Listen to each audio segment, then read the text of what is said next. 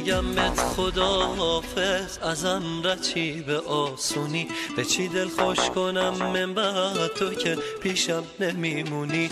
نمیگم بهت خداحافظ که برگردی ز تصمیمت، غم و دادی به آغوشم خوشیهات باشه تقدیمت. نمیگم بهت خداحافظ که برگردی ز تصمیمت، غم و دادی به آغوشم خوشیهات باشه تقدیمت. بذار با حس دلتنگی فراموشت کنم دیگه، کنار هم نشد باشیم باید رچیم ز هم دیگه. نگاهت رو به روت باشه نبینش که چشمامو، نمیگم بهت خداحافظ نمیذاره خدا تنها. خداحافظ خداحافظ تموم خاطرات من، حرومم خاطرات تو، حلالت خاطرات من. خداحافظ خداحافظ تموم خاطرات من، حرومم خاطرات تو، حلالت خاطرات من.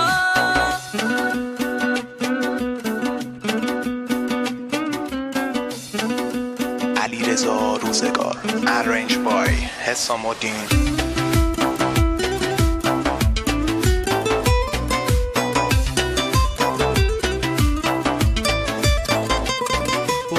بهترین راه خدا پشت و پناه تو، همش تقصیر تقدیره نبود چیزی گناه تو. فقط تو لحظه رفتن نگاهت رو به روت باشه، نگو چیزی نزن حرفی همه حرفت سکوت باشه. فقط تو لحظه رفتن نگاهت رو به روت باشه، نگو چیزی نزن حرفی همه حرفت سکوت باشه.